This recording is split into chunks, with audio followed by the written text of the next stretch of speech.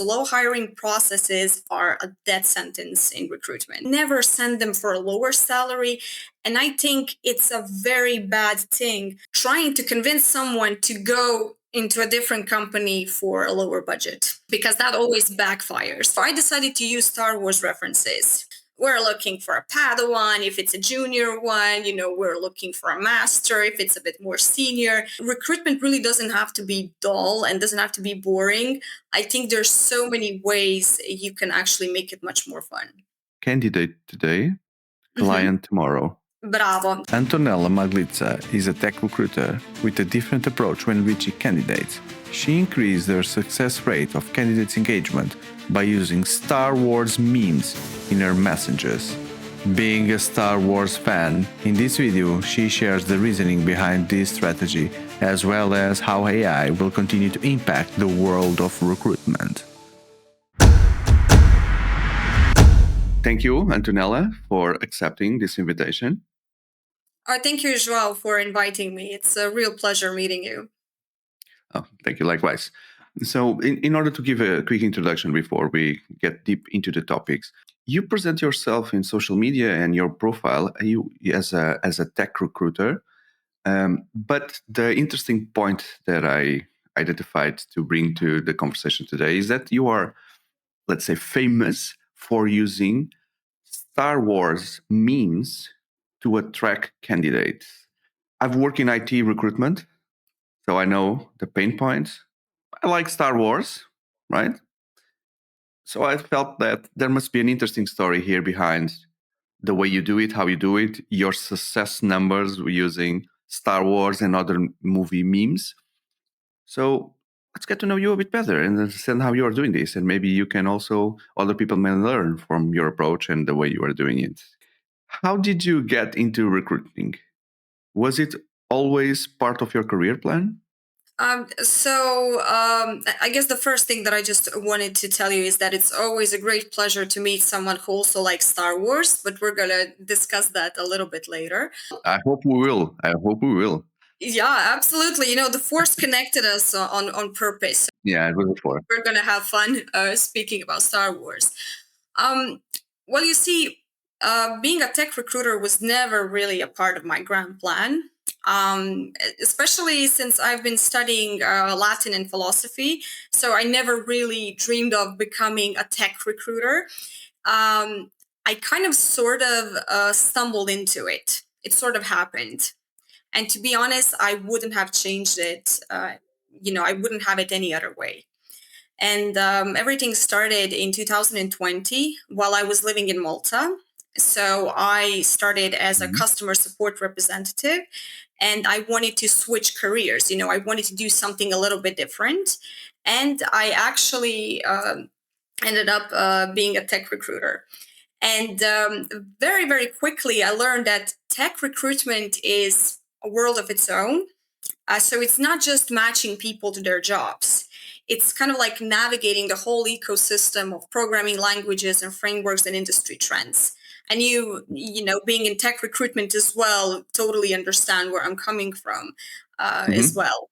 I do. And the fact that I studied philosophy kind of comes in handy as well, because, you really have to take care of those deep existential questions that candidates are usually asking, like, is this the right job for me? Is this the right move, to be or not to be?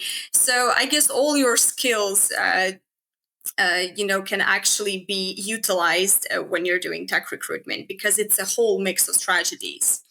And it really changed my life for the better. Like, honestly, if I had known, I would have done everything in the same way. Okay, so for people that are listening and they are not familiar with tech recruitment or the challenges, for us to create some kind of context for those specifically in order to bring the added value of the Star Wars, what are some of the unique challenges of hiring tech talent today?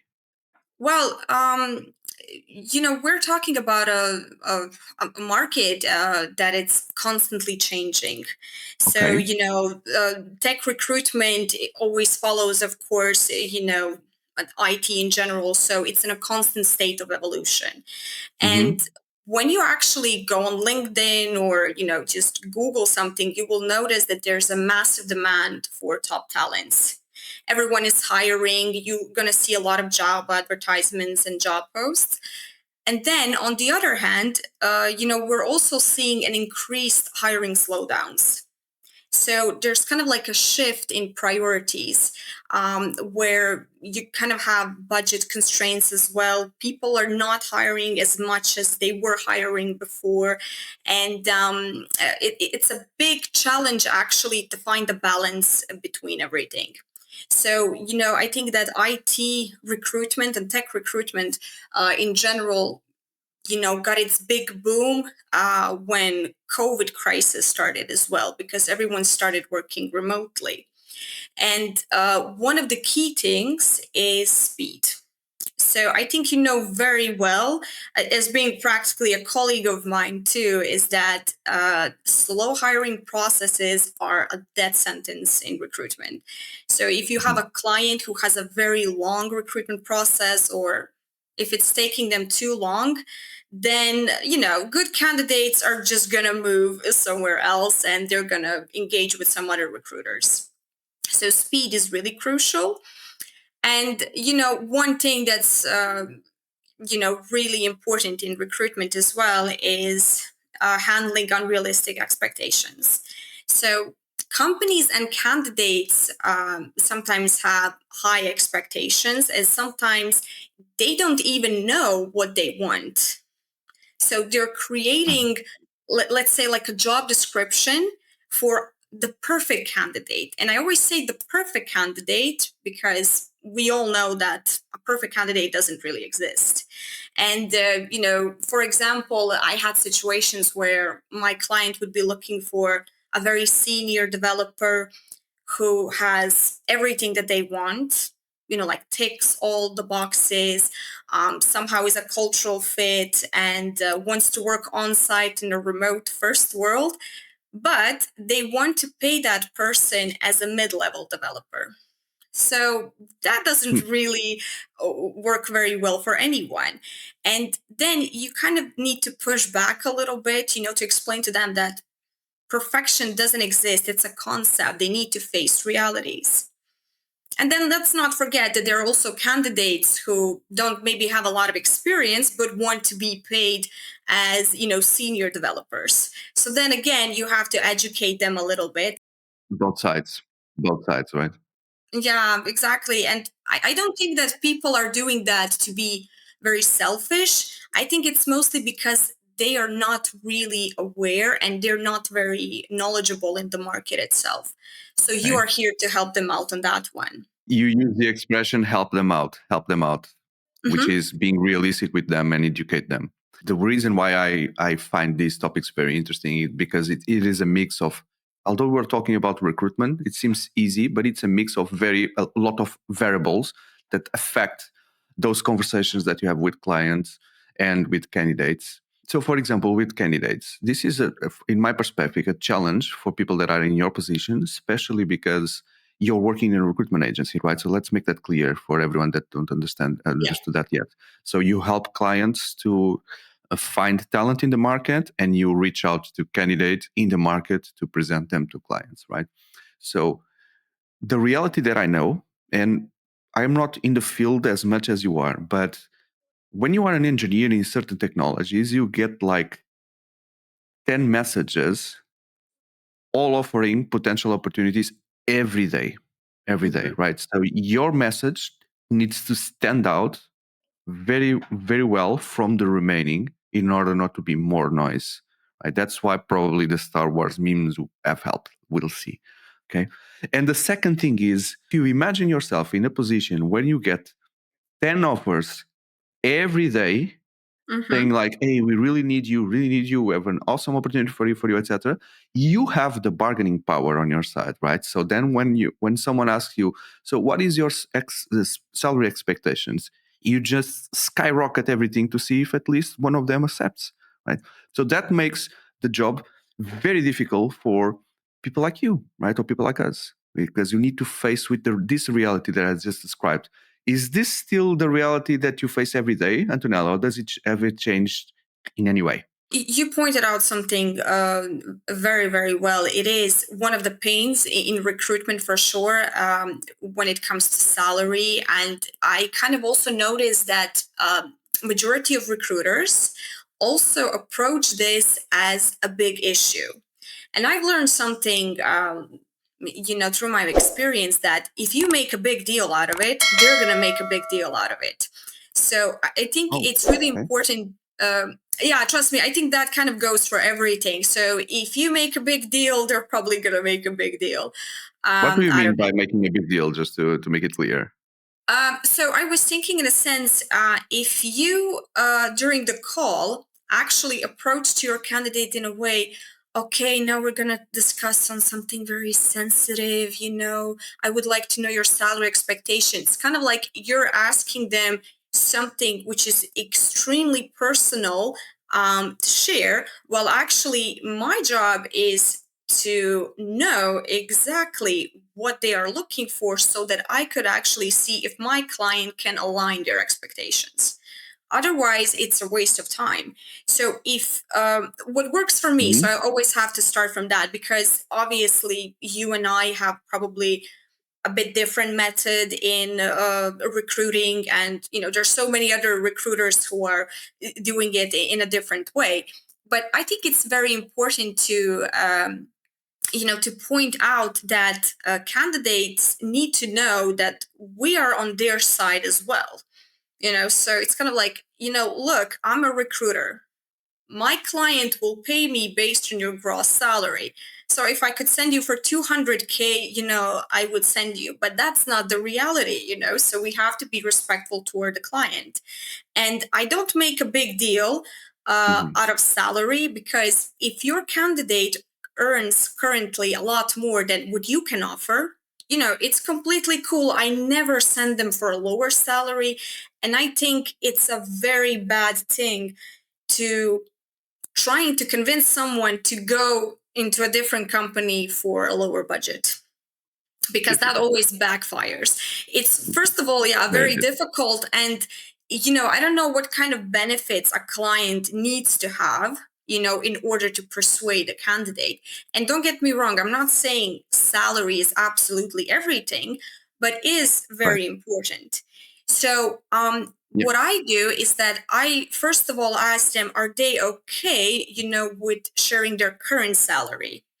And usually Okay. you will get an answer, no, I'm totally okay. My current salary is this. And if they don't want to share their current salary, then I ask them, okay, what would be a good salary for you to move to another company? Any company, Mhm. not just the one that I'm recruiting for at the moment. So people are a little bit more relaxed here, when you give them a choice. It's not like, okay, so what's your salary? I want to know because my client has a certain budget. And it works very well for me, because I approach them very differently, very friendly in a way as well. So okay, let's discuss the cherry on the top. So what are you looking for salary wise? Hmm. And so now the big topic, Antonella. How does Star Wars help in all that process? Oh, yeah.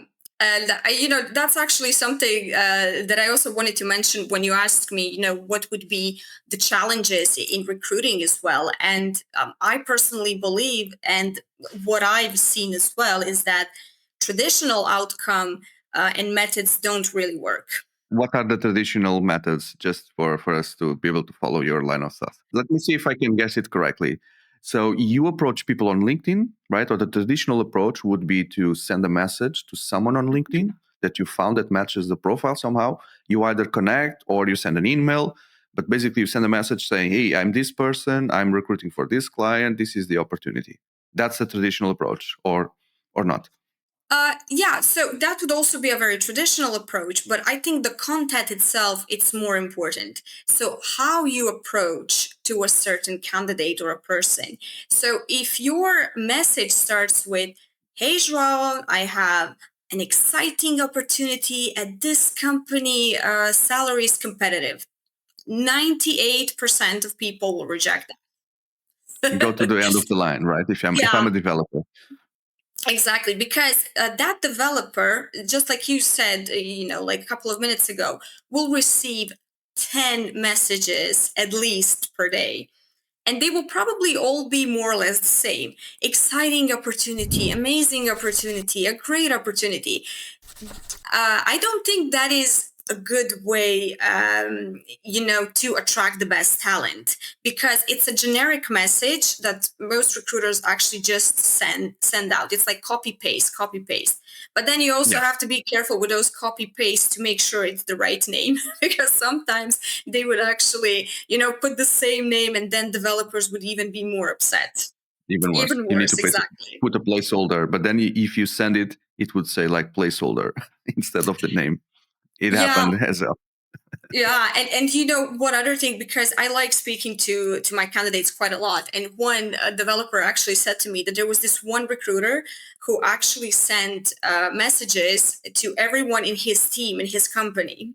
So they all kind of realized that this recruiter was sending messages to everyone in the team, and they kind of made fun of it, because you know I guess the recruiter really wasn't paying attention that developers talk among each other, and I've heard stories like that. Here is the yeah, one reaching me out, and then 5 seconds later, now it's reaching me here. yeah. So that's another, a traditional outreach, and that is why I started thinking, like 5 years ago. Okay, how can I attract the best talent? How can I make them read my message and answer my message? So I started, if I can say it like that, playing a little bit. And, since Star Wars is really one of my favorite movies, and I know that a lot of people can relate to the universe itself, so I decided to use Star Wars references. And then, I mean, back then when I started, there was no chat GPT, okay? So they couldn't really structure the message in a very proper way. So I really needed to be a creative. I was paying attention to what am I going to do? What kind of picture will I add? And is it the right reference? And I started, with the Star Wars references, and I could not believe that people absolutely loved it. They were kind of like, "Hey, you're cool. Your cool message attracted my attention," so they were really happy about it, if that makes sense, because it is a bit different, and the subject was also Star Wars related, so I would kind of say, like we're looking for a Padawan if it's a junior one, we're looking for a master if it's a bit more senior. And even if a person is not a Star Wars fan, they would actually like the content itself. It's different, right, from the traditional approach. Exactly. So among all those messages, if they click on yours and they answer to your message positively or negatively, you still actually won half the battle, because that candidate will connect with you. They will maybe refer to you someone who is looking for a job and will keep you in their network, just because you've added, just a bit more time to create something different. And it's a Mhm. little bit more human as well, because I think that's why today, when we in general talk about AI, is AI going to replace recruiters? I don't think that's going to happen, because people need that human touch everywhere. They need to see that personalized message. So if you're a Star Wars Mhm. fan Sure. as well, I would definitely recommend you to try it out, to see if it works well for you, because you would be actually amazed on how well people respond to these type of things. I've seen also some memes from other movies besides Star Wars. So you evolved from Star Wars, or Kind of depends on what am I doing at the moment, and sometimes it happens that I rewatch something or I remembered something, and then with the Matrix, for example. So my friend and I were actually discussing something about the Matrix, and then I was thinking, okay, maybe I could use the Matrix reference for a certain ad. So it kind of comes naturally to me, for a certain ad. And I was actually watching the Dracula with Gary Oldman as Mhm. well. So I was kind of thinking, wow, this could actually be a really nice meme as well. So, if you watch the movie, so he kind of turns to Winona Ryder, who is Mina, and then he says, like, look at me, look at me. So I kind of took that as an advantage to put a recruiter and a candidate. And people also responded to that one quite well. They shared the post, they commented and sent it. So I mean, recruitment really doesn't have to be dull and doesn't have to be boring. I think there's Mhm. so many ways you can actually make it much more fun. Okay, so if I understood correctly, you do two things. One of them is reaching out to people with Star Wars memes, but you also post on your profile a post that includes a meme to attract and for people to reshare. Yes, exactly, exactly. And I also try not to use only Star Wars, because for that I will definitely need another LinkedIn profile with Star Wars connections, and I will definitely add you as one of those connections for sure. I Mhm. also experiment a little bit with Lord of the Rings, The Matrix, Harry Potter, because people actually like similar universes. And Mhm. I also did actually a very interesting job ad and a meme with Dune when it came out. Okay. And that also actually worked very well because a lot of people were watching Dune in, At the time.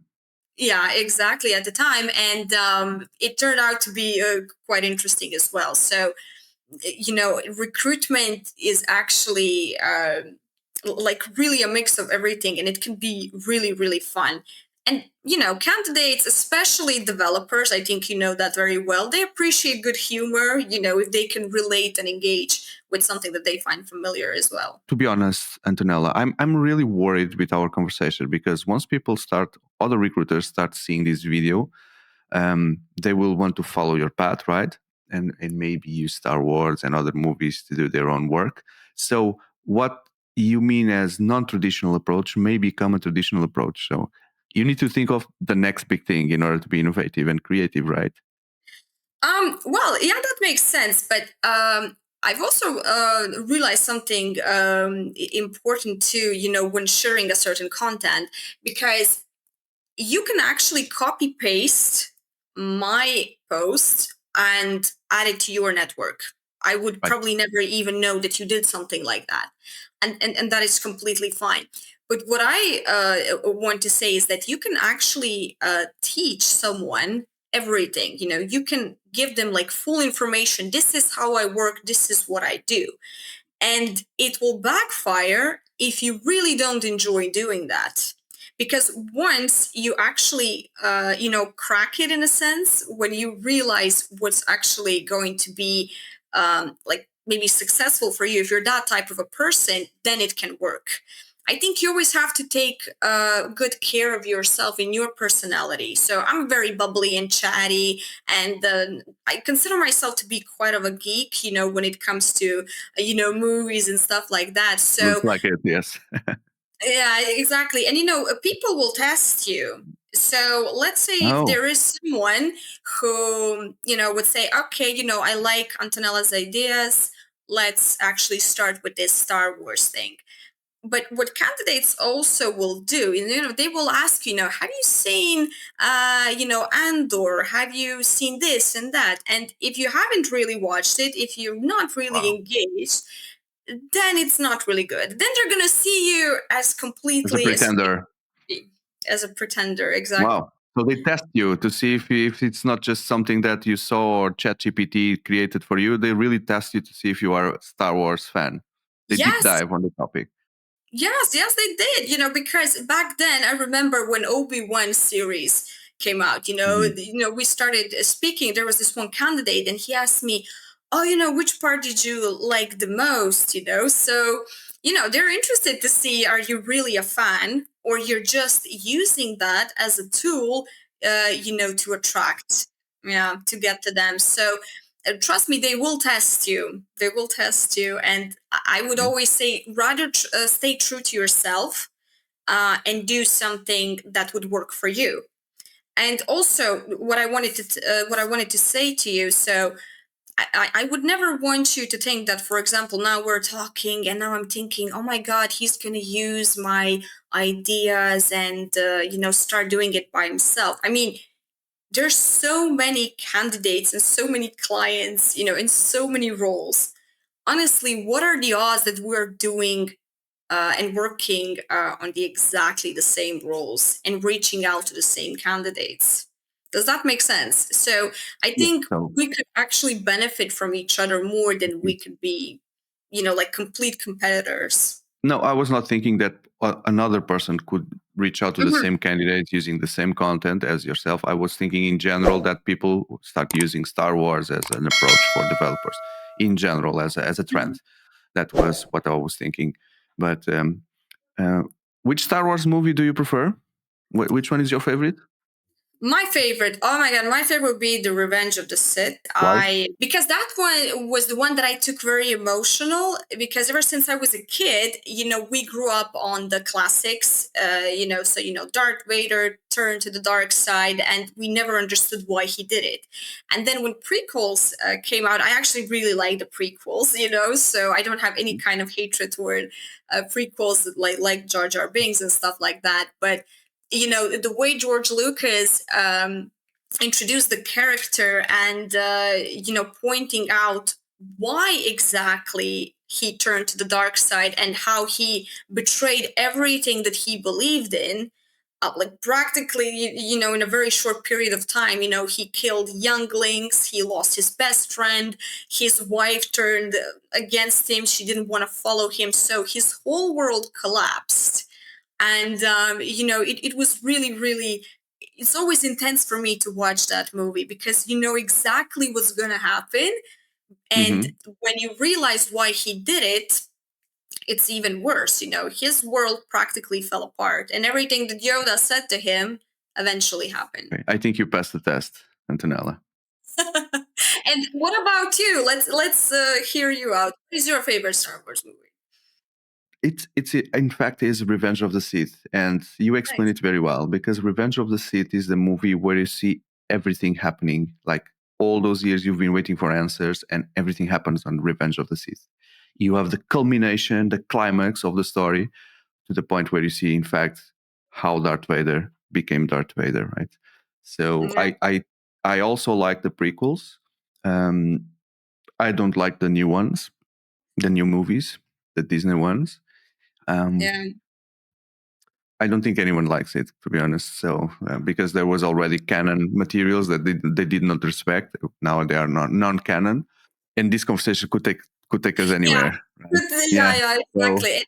You pointed it out very nicely. Disney went in a completely different direction. So, yeah, unfortunately, let's see what unfortunately. happens then.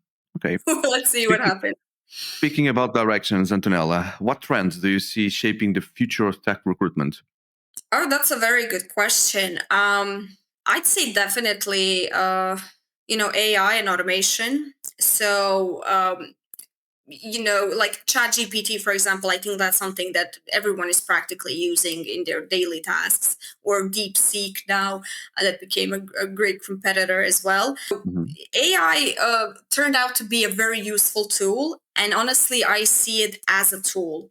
So, not something that's going to replace me as a recruiter or as someone who has a job, because AI, first of all, is there to process certain information and to provide you with information that you're looking for. And as we all know, and I've seen it myself, it's not a perfect tool, so it needs upgrading. Sometimes it will actually give you some random information that you really need to be careful, especially when you're researching something very sensitive. And if you want to post something on LinkedIn and you didn't check your data and you only relied on a chat GPT or any kind of other AI tool, that could also be very dangerous, because we all know that a lot of people are reading, our posts in general, and they could write a comment that could totally destroy it. So I think Mm. an AI should be used with a lot of cautious as well, a lot of caution, sorry. And that you really need to check all relevant information. But to use it in a good way, I think that's totally fine, because for repetitive tasks, when you want to do like a quick research, and sometimes I use it instead of Google Translate, because an AI kind of formulates it much nicely. It kind of gives you like a very nice flow of the sentence as well. So that would be Mhm. one of the Yeah. trends that is really shaping the recruitment. I think, I don't know, what is your perspective on it? Do you think also that AI kind of changed the whole concept of recruitment?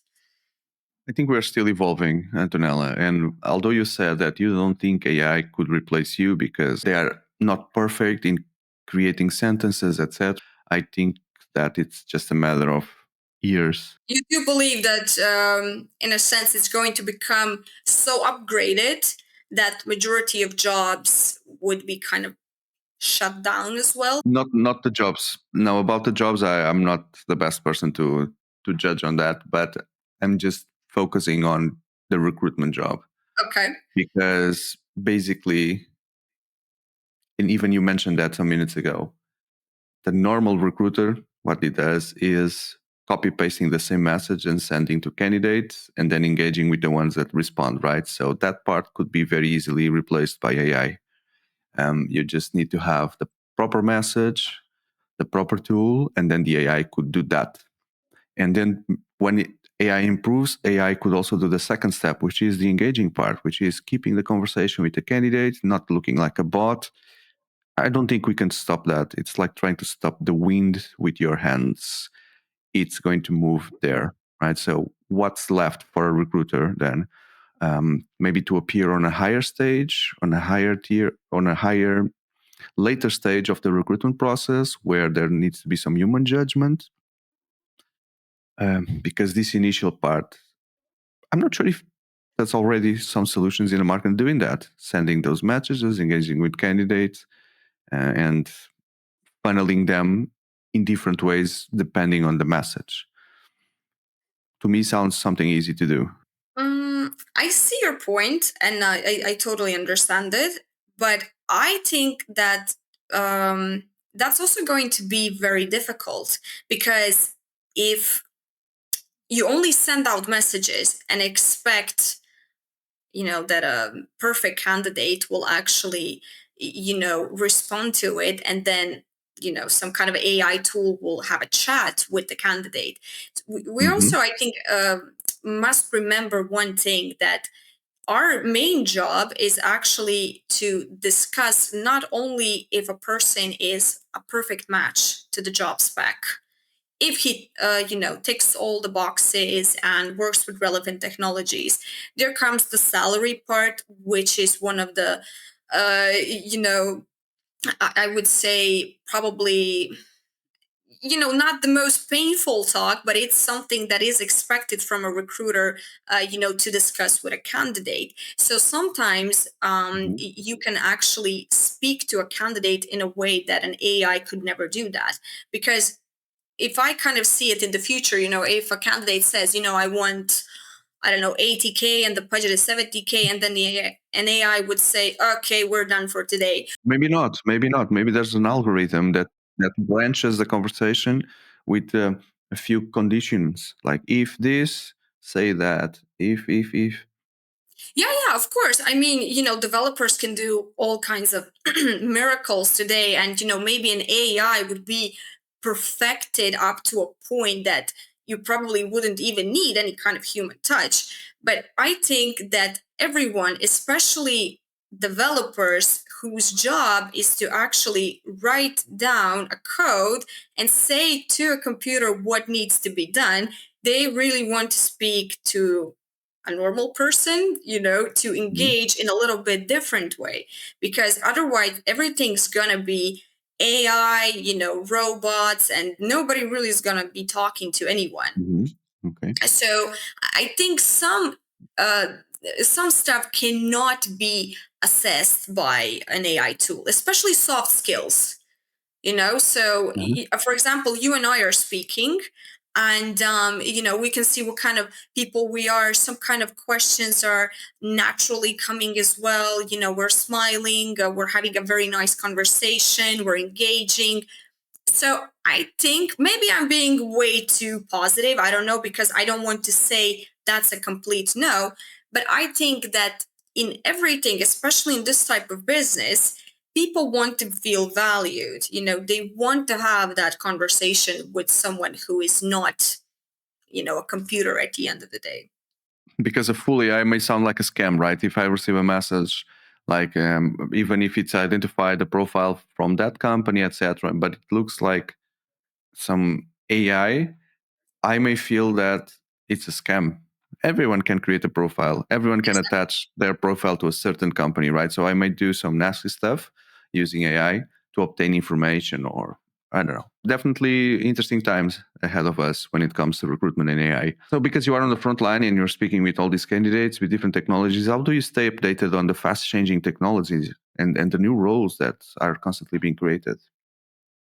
Oh, right. I mean, I always emphasize one thing as well when I speak to developers, is that, I'm not a coder, I'm not an engineer. I don't know how that works, but I do know what they're doing and technologies that they are using. And I do that simply by talking to the candidates. Right. So trust me, they know everything. They know the latest tech. They know, what kind of exciting projects are out there, what's new to expect on the market as well, and what kind of companies are maybe facing some kind of crisis, which of them are not, because they all communicate with each other as well. Mm-hmm. So I would say that it's also very useful, to read certain articles, to educate yourself. That is always a great thing.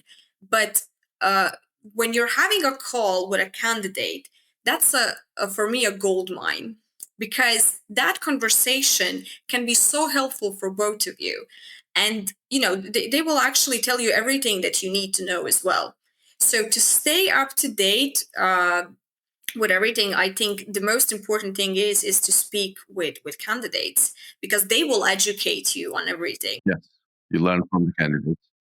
Yeah, so majority of frameworks, especially at the very beginning, I couldn't maybe understand certain stuff, so I would tell them, can you spell that for me? So what is that, where does it belong? And it doesn't really make you a person who will understand IT completely, because I'm not a coder, but it will make you a better recruiter, because you're interested, you want to know what's going on in their world. So and trust me, just by Mm-hmm. talking to them, you can actually benefit quite a lot. And they don't know if you really don't know about the technology, or if you ask them to explain things, if you what you're trying to do is to see if they know. Okay. So the candidate may think that, oh, she's testing me, so I'll explain everything very detailed in a very detailed way because I want to pass. So you can also use that in your advantage, right?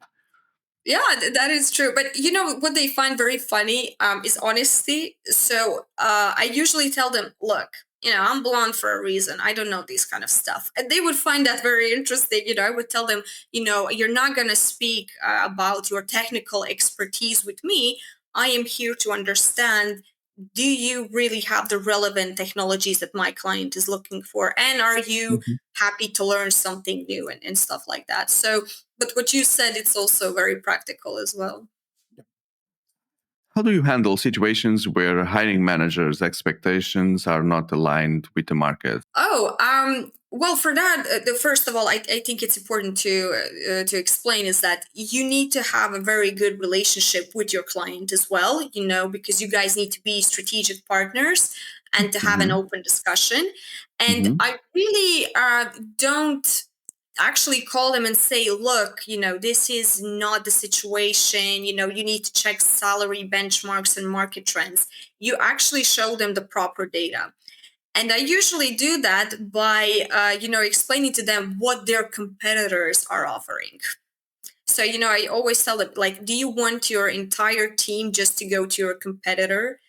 So this is what they're offering. So if you want to keep great talent in your current company, we need to adjust certain salary expectations and benefits. And majority of companies now, I don't know, is that the situation in Portugal, are returning people back to the office. So everyone's kind of working a little bit more hybrid or on site. So I kind of advise them, if these guys are working, for example, 2 days from home and 3 days at the office, you do 3 days at home, 2 days from the office. So, we need to do something a little bit more interesting. So you have to be very pragmatical with them, because of course, an HR, he cannot or she cannot follow up with everything that's going on. They have their company, they have their bureaucracy system and everything that's going on. So it's your job also to tell them, you have to understand that this is not what's happening. There are no unicorns, there are no perfect matches. This is what's going on. So if you really want to hire someone, then we need to change certain things. It's always open communication, honestly. So, if you have, I would say, when data and logic meets open-minded, that is where you have miracles happening. Are you working contingency based at the moment? Yes, I'm a contingency based model. Yeah, and that's actually a very funny story, but I'll keep it short. So if you would have asked me if I wanted to work like that 6 years ago, I would tell you absolutely no, because it's risky. I'm not sure if it's going to work. But then, when Corona happened in 2020, I started to look at things very differently. So I realized everything is risky, everything is unpredictable. So one of my colleagues, ex-colleagues from a company, reached out to me and said, you need to work at Van Kaizen. They have a great model, is a contingency-based model. You can actually earn much more. You're very flexible. And at that time, when there were so many redundancies, when the whole world, lost its breath, it was kind of a very turbulent time. I actually did something which was kind of unusual for me. I said, you know what? Let's give it a shot. Let's try and see how it works. And once again, that was another best decision that I've made in my life, that I've actually joined Van Kaizen, because contingency based recruitment is not for everyone. I really want to emphasize that. So, it's a model where you're not going to be paid for your effort. You're going to be paid per successful placement. And let's face it, recruitment is unpredictable. Your pipeline can fall through. Your clients can put all roles on hold. Candidates reject offers daily, so that's all part of the ride. But I actually realized that working like this makes me feel a bit more efficient, because you're not going to lose so much time approaching 100 candidates. You're going to approach 10 candidates that match with what you're looking for. And you will be very careful in how you're approaching them. Because at Van Kaizen, we are not like just recruiters, we're headhunters. And you know very well that best developers are busy coding, creating, developing. They're not really actively looking. So it's your job to hunt for the best talent. So you kind of really make sure that your strategy, your message, and your approach works. So I think that in that sense, you're a bit more careful, because first of all, you don't have a monthly income. So everything is, based on your performance. And then a reward itself is actually much bigger, because when you receive that payment, it's like 2 or 3 salaries at once. That's how you manage the pressure then. Trust me, when it's kind of like done deal, you're yes. It's not for everyone, but I think that every single person who works in our field, of course, and you are a recruiter as well, if you, I wouldn't say understand it, but if you really give yourself an opportunity to see that you can do it, trust me, you can excel quite a lot, because you don't really have a strict, you don't really have any kind of schedule. You can work at midnight or at noon. So everything depends on you. And you can use Star Wars memes. Nobody's gonna say, like, hey, you can't do that. So there are many benefits to this one. It's a model that only attracts top performers, right? Yeah, Recruiters, top performing recruiters, the ones that are exactly. confident enough to know that they will do placements and they will get those commissions from those placements. Exactly. So it's quality over quantity. We are close to the end. But before we go, what advice would you give to someone that is just starting out in tech recruitment, regardless if it's commission based or Mhm. fixed salary in general? They are starting tech recruitment. Oh, okay. So the first thing that I would really advise to everyone is learn your tech. So you don't really want to mix Java with JavaScript.